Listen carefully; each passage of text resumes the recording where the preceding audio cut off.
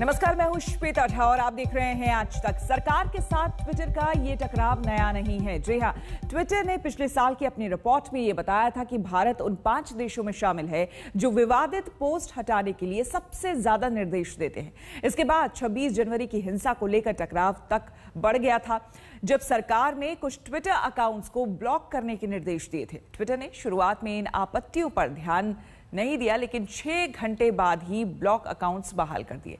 इसके बाद टकराव लगातार बढ़ता गया। फिर फरवरी में नए आईटी नियम आ गए, जिसके पालन के लिए 3 महीने का समय दिया गया। लेकिन नियम मानने की जगह ट्विटर खुद को अभिव्यक्ति की आजादी का मसीहा बताने लगा। अब जब ट्विटर पहली बार भारत के कानून के नीचे आया है, तो यह साफ है कि वो अपनी मनमानी वाली उड़ान जारी नहीं रख सकता। ट्विटर अब क्या करेगा, ये एक बड़ा सवाल है।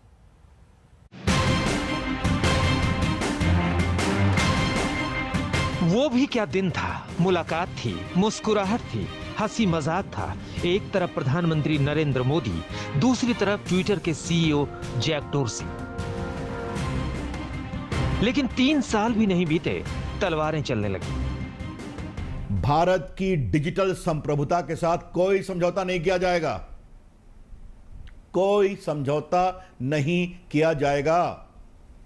अगर भारत में आपको व्यापार करना है, आप प्रॉफिट मेकिंग कंपनी अमेरिका की, स्वागत है, व्यापार करिए, करोड़ों अरबों कमाइए, लेकिन भारत के कानून और भारत के संविधान का आपको पालन करना पड़ेगा। तो क्या भारत में ट्विटर के दिन पूरे हो गए हैं? क्योंकि कानून तो ट्विटर ने माना नहीं। कानूनी कवच भी तब चला गया जब गाजियाबाद केस में एफआईआर हो गई।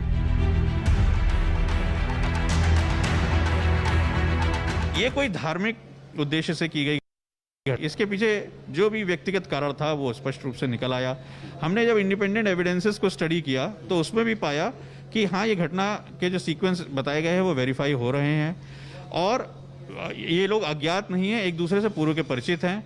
घटना का कोई जंगल में होना नहीं पाया गया, बल्कि कोई कम्युनल एंगल नहीं था। बिल्कुल कोई कम्युनल एंगल नहीं। अभी मैंने बताया कोई भी धार्मिक इसका एंगल, कम्युनल एंगल, सांप्रदायिक नहीं निकल के आया। और सही गलत जो भी रीजन उन्होंने उस रीजन के चलते उनके द्वारा ये मारपीट की घटना की गई, जिसमें हम लोग ने एक्शन लिया, 3 लोगों की गिरफ्तारी करी, 6 लोगों की गिरफ्तारी होने वाली है।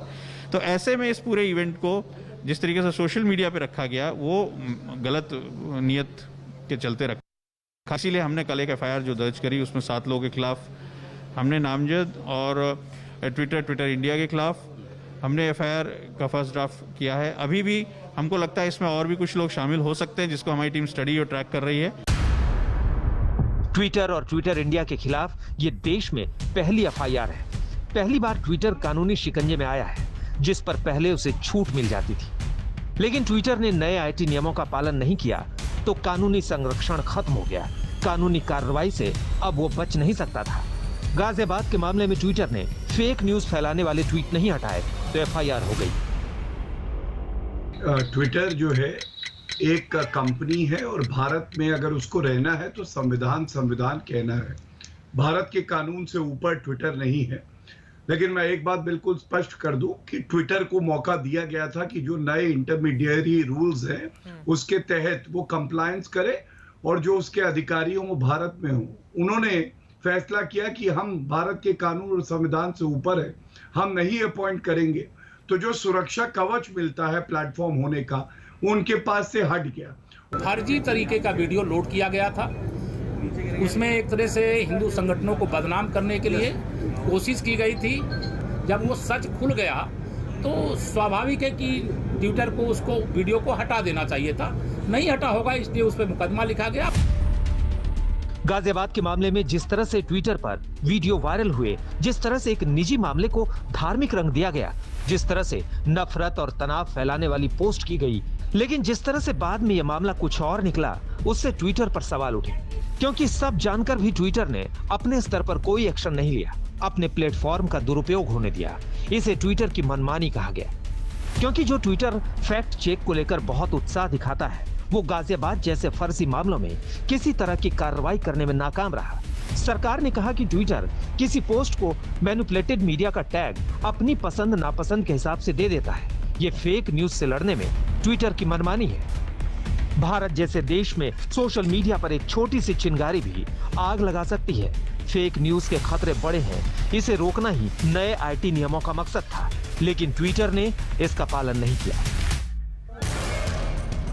ट्विटर की मनमानी नई नहीं है, ट्विटर का सरकार से टकराव नया नहीं है, लेकिन पहली बार ट्विटर फंसा है तो अब ट्विटर क्या करेगा, ये बड़ा सवाल है।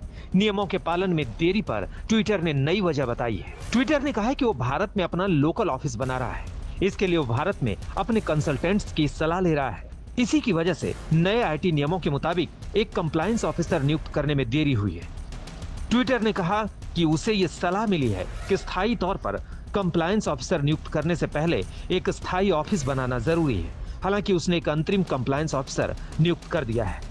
यह सब ट्विटर को करना ही होगा, क्योंकि अगर ऐसा नहीं होगा तो कानूनी पचड़े में ट्विटर के लिए मुसीबतें बढ़ती ही रहेंगी। ये गाजियाबाद मामले से क्लियर हो चुका है और ट्विटर को यह मैसेज मिल गया है कि अब बात सिर्फ कहने सुनने तक नहीं है, एक्शन हो चुका है। वो अपनी मनमानी से नहीं चल सकता, भारत में रहकर वो अपना कानून नहीं चला सकता। अभिषेक आनंद, अरविंद ओझा और हिमांशु मिश्रा के साथ आज तक ब्यूरो। आधा हिंदुस्तान इस वक्त आसमान से गिरती